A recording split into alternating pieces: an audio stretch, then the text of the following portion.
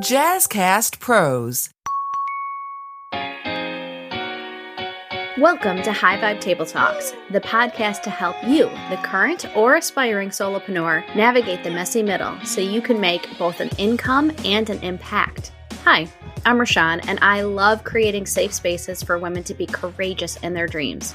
After spending a decade working in sales for a startup and talking with hundreds of other women entrepreneurs, I know it can be lonely, but you can do this. We are having impactful conversations with people walking similar paths to you, so pull up a seat. This is High Vibe Table Talks. I am so excited to have our guest today, Meg Gersch, on the podcast. Welcome, Meg. Hi, thank you so much for having me on. I put a question out on Threads, and that's how we connected, because I am an extrovert, and I feel like there is this misnomer out there that in order to be a successful business owner, you have to be an extrovert. And I felt called to have someone on who is an introvert, and so that's how we connected. So first and foremost, can you tell us who you are, where you're located, and who you serve? Yeah, absolutely. So I'm based in Los Angeles, California.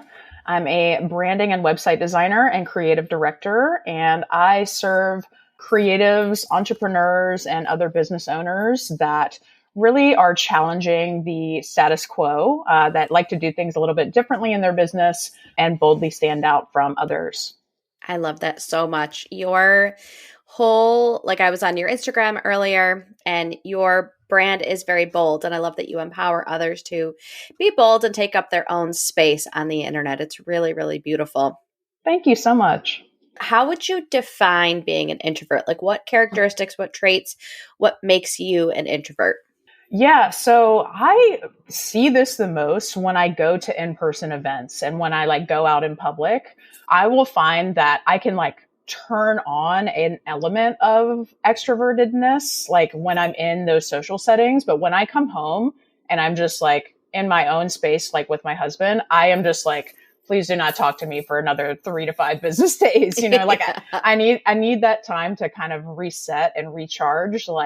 There's a definite difference between being out in public with people. And I think it's really easy to think that people are extroverted, especially for somebody like me who shows up on video a lot, in their social media.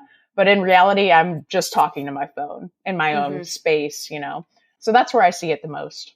Yeah. And I definitely had a few people reach out, and they are introverts, but they feel really comfortable doing a podcast. And some people are I don't get that, but it's just a one-on-one conversation. And when I was doing some Googling earlier this morning, it's introverts really crave depth. And so that one-on-one conversation just feels more impactful because you get to that depth a lot quicker. I didn't realize that my husband was an extrovert until years into us being together because he's a teacher. But once I really understood what being an introvert truly is, I was oh, this is why he takes his weekends and breaks so seriously. They're very sacred to him because that is his recharge time. Yeah, I definitely feel that so much. I'm sure your husband, he's around people all the time. So that's probably definitely very draining. Yeah. I say this as he's taking a nap right now because he finished school and he's I need a nap. Love it. So my question around business owner and introvertness is, being a business owner means you have to push yourself outside of your comfort zone, regardless of being an introvert, extrovert. It's an uncomfortable thing to create something out of nothing. So how do you as a business owner push yourself outside of your comfort zone while still honoring the parts of you that are more of an introvert? So I like to create what I have in the past called my different marketing buckets. So I have a high energy bucket, a medium energy bucket, and then a low energy bucket. And so for lower energy days, for example, I will tend to lean on more text-based marketing. So that way I can still show up for my business, but not have to be face to camera. And it just allows me to stay consistent and still, get the word out that my business is still open. I'm still accepting clients, that kind of thing, in a lower lift capacity. So just managing and really checking in with myself, what my energy is like And that varies too, like depending on like what part of my cycle I'm on too. Like that's another like element as women, like we have to kind of manage that as well. So really honoring that and just kind of checking in with myself to see like what I have the capacity for. Mm-hmm. I really like that idea of different buckets and saying, what do I have the capacity to do? That's so, so good. And so that's kind of like an internal question for yourself. And then the other side of that is like, I'm very close with one of my sisters who is an introvert. And again, before I really understood the nuances of it, I was like, I just need to like push her to be more social. And looking back on it, I'm like, I was such a bully. That's not what introverts need. That's not fair to them. And so, how do you build up those external boundaries with others who may be trying to tread on how you are feeling? Yeah. I think that honestly is a skill that is built with just time as being an entrepreneur, like really noticing like those like internal nudges like in yourself, like listening to your intuition and following what you actually want. A lot of the time when I think back on my early days of my entrepreneurship journey, I would just say yes. Like I was just like a people pleaser in a way. But now I've kind of learned to really hone those boundaries and kind of like tell, folks like when I need take a rest when I need a rest, or, if they're asking for something that I can't deliver in that time, is just explaining, maybe that's not available right now. Yeah. So it sounds like that throughout your journey, you've done a lot of internal work. Is that like a daily practice for you? Do you have any like rituals and routines around it?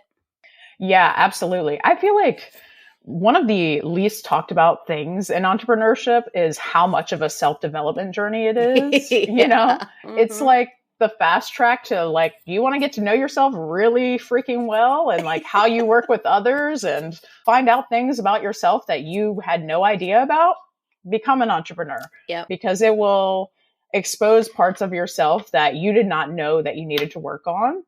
And, it is something where for me, at least, like it has been a daily practice of, making sure that I'm taking care of myself. I have a fitness routine, making sure that I am journaling in the morning. Like these are things that I know, like when I do them, I'm in a way better headspace to serve my clients and to show up marketing my own business and that kind of thing. So it's really, really important.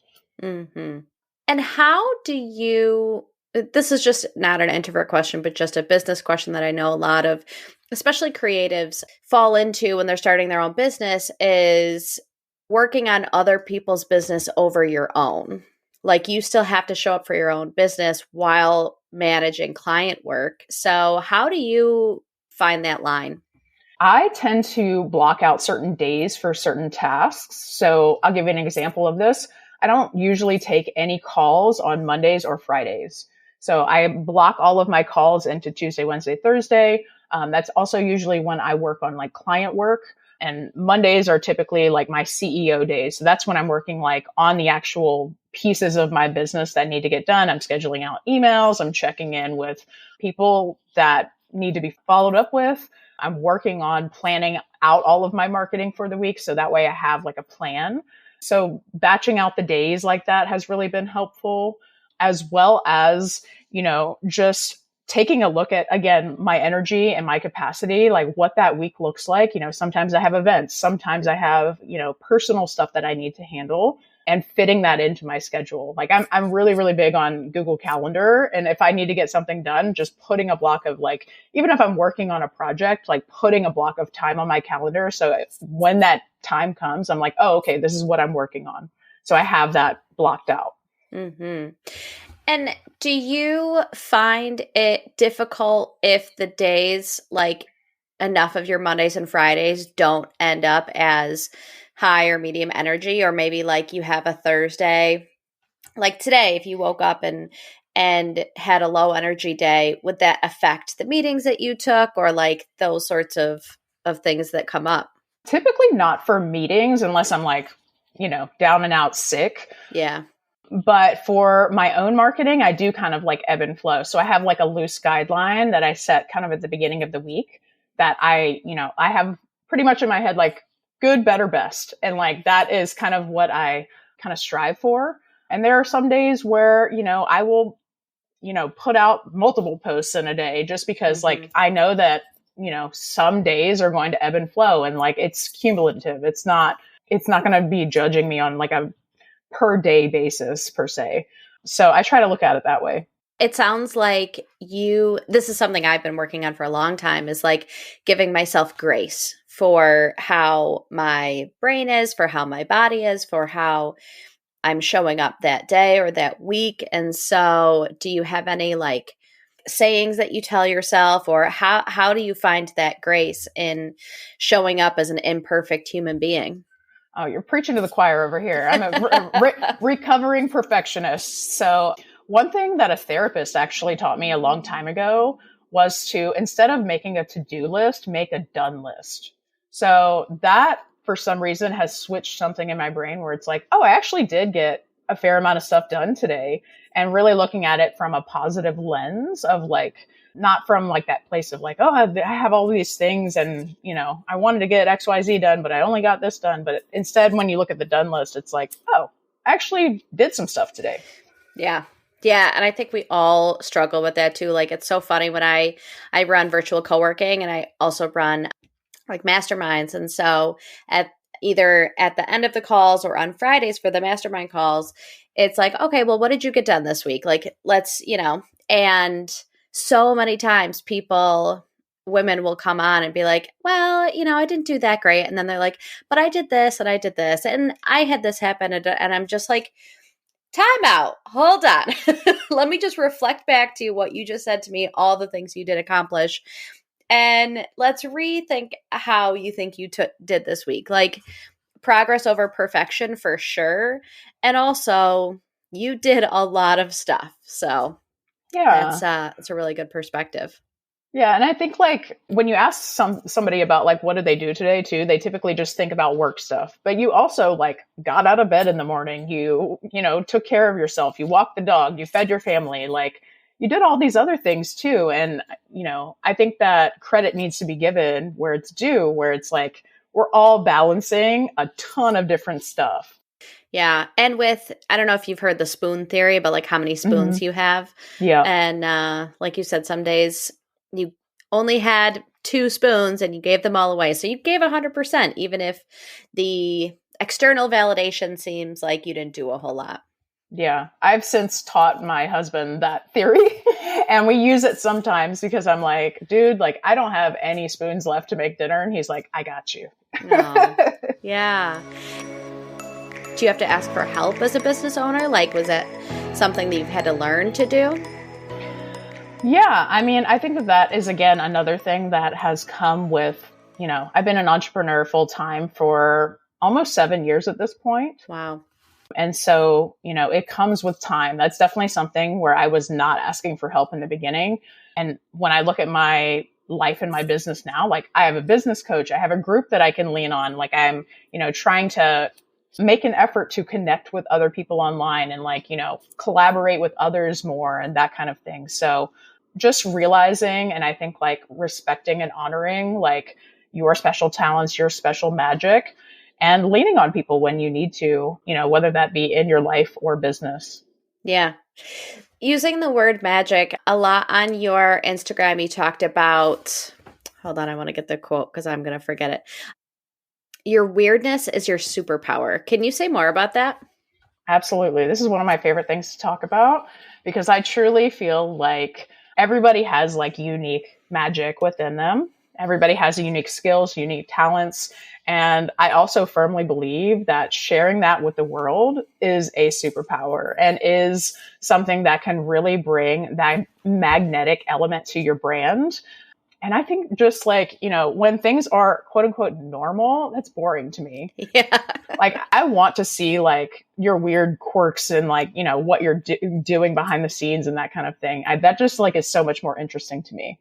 And it sounds like you help people, but first you helped yourself. Like as a society, I think we couple the word weird with like bad, and part of that is our like animal brain of if you get too far outside of what is holding our community together, if you do things too against the grain, you're going to get eaten by a tiger or whatever, like, and so it really sounds like one of your superpowers is helping people understand that you need to shine a light on that. And that is how you show up as your best self.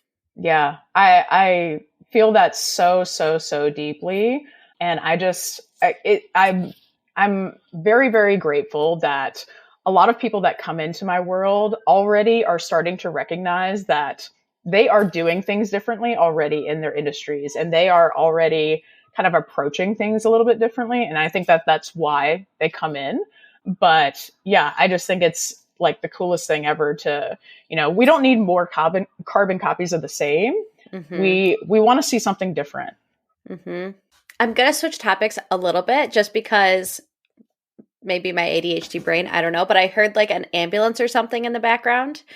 And as someone being an introvert living in a huge city like Los Angeles has to just add another layer onto it. So how do you manage that being in a big city and like with a lot going on, a lot of noises, a lot of just, it's a very busy city.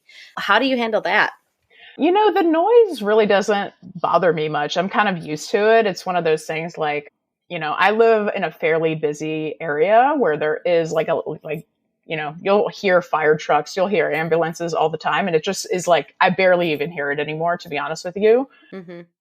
But most of the time, I am very much in my own space. And when I'm not, I'm going out to concerts, which like strangely does not like bother me. Like that's like a very individualistic experience for me.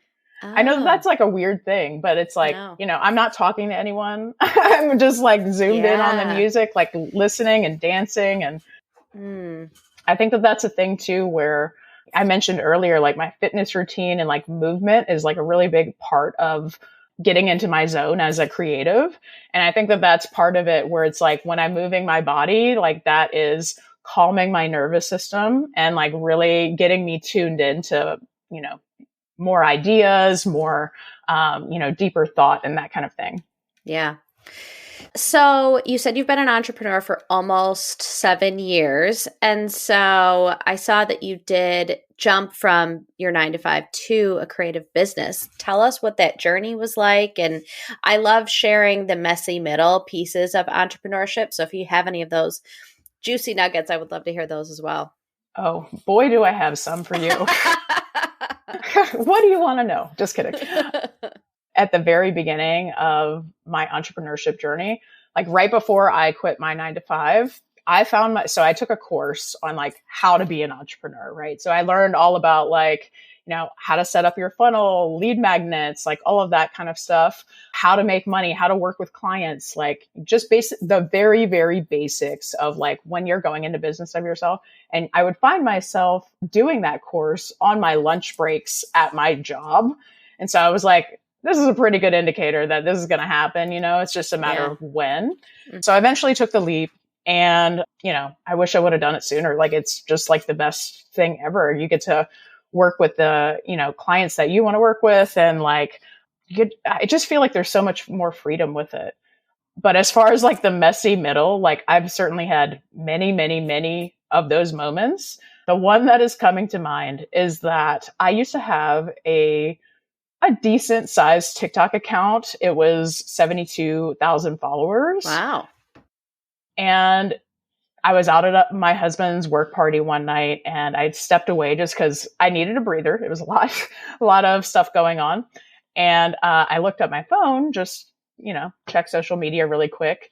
And I had a message on there that said, your account has been permanently banned. Oh no. And so I was like, okay, don't panic. You're at a party. Like you can deal with this tomorrow. Basically came back to it the next day. There was no recourse is the short of it. Like I emailed people. I tried reaching out to contacts. I tried asking friends like what to do, asked other friends that had happened to and that kind of thing. And basically all of the advice that I was getting was just start a new account. So that's what I did. It was in the moment, a definite blow to my business. Like over 50-ish% of my business came from TikTok. Oh. And so it was like definitely a moment of like, what am I going to do? Mm-hmm. But yeah, I'm past it now. Yeah.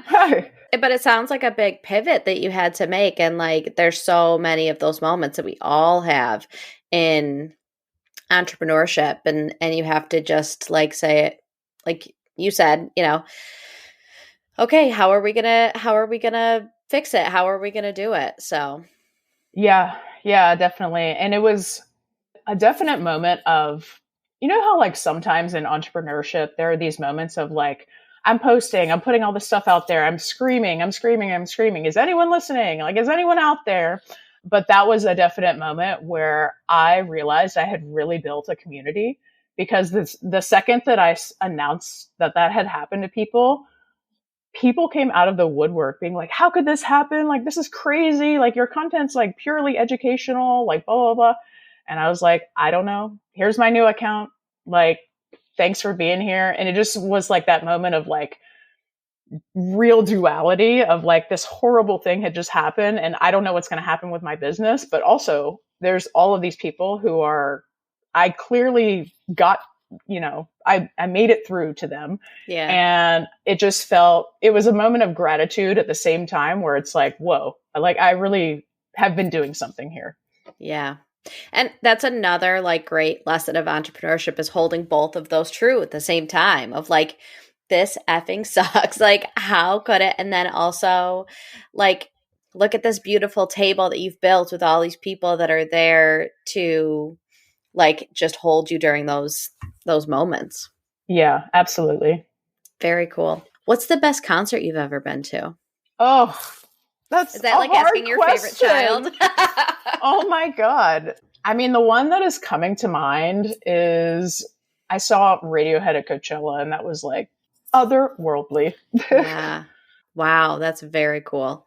My sister went to Red Rocks and saw a concert there. I can't remember what it was, but same thing. She said it was like a religious moment for her just to be there. And it just was like something that forever changed her. Oh my gosh. Red Rocks is a spiritual place. It's so beautiful. And if anyone listening ever has a chance to go, I highly, highly, highly recommend it. Yeah. It's on my bucket list for sure. For sure. So, Meg, are you ready to get into lightning round questions? Yeah, let's do it. All right. What is a must-read book?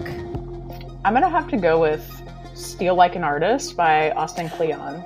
Yes. Do you like that book? I love that book. I love that book too. And I have like the most random reason that I read it. Not to hijack your lightning round questions, but I used to manage 2 Pilates studios, and we were opening one of them. So like I was the only person with the keys except for the owner. And I walked out to do something and locked myself out. And I locked my phone out, my computer, everything. I had to go to this a FedEx store that was next door and call my boss, but I didn't know her number like by heart. So I was like, do you know the guy who like owns the plaza? And he was like, yeah. I'm like, can you call him for me? And then I had to anyway, so I'm like stuck in this FedEx store for like an hour and a half because owners had to like leave work, go get the keys, come, whatever. That book happened to be on the shelf, and I read like the whole thing just sitting there waiting for the owners to come. And it just was like life-changing. And so I totally agree. It's awesome. I loved it. I've read it like 3 times. Yeah. What does creativity mean to you? Oh, letting yourself play, and also allowing yourself to maybe make bad art first before you get to the good part. Mm-hmm. What is the best piece of advice you've ever received? Be yourself. I know that's so cliche, but like, honestly, it is so... I feel like people aren't themselves a lot of the time, and to truly step into that feels like a badge of courage. Like, it's just, the hardest thing to do, but also the most rewarding. Mm-hmm. Yeah. Yeah, society does a good job of telling us that who we are authentically is wrong. Yeah. What is something that's on your bucket list? I want to travel to all, well, not all continents, but maybe like 6 continents. I could do without seeing the South Pole. That's a little too cold for my taste. Obviously, I live in LA, so. How many continents have you been to? I've been to 3. I'm halfway there. And last question is, what is the coolest shit you've done in the last year or are currently working on? Probably a few. I've done a pretty cool few website in a day type projects. And I've also traveled quite a bit with my husband. I love traveling. It's one of my big like whys in business. I love the idea of just having that freedom to like explore while still getting to do with what I love to do in business. So. Do you have a memorable meal from one of your recent travels? Oh my God, so many. One of my favorite meals was in Italy. It was the last day of our trip, and it was a goat cheese ravioli, which like was insane. Well, now I'm starving. I love food, so I love like just hearing about people's food adventures. Awesome. Well, thank you so much. So when people listen to this, where can they find you? Where do you like to show up online? Absolutely. Thanks so much for having me on. Such a fun time. You can find me on my website, megangersch.com. It's megangersch.com. And I'm on pretty much all the social medias at Megan Gersch or at megan.gersch. Perfect. We'll make sure to put links in the show notes so people can find you. And thank you so much for joining today. Absolutely. Thanks for having me. If you like that episode, please leave a review. Those are always so helpful on whatever platform you listen to this. Until next time, remember that big dreams and small steps will transform your life.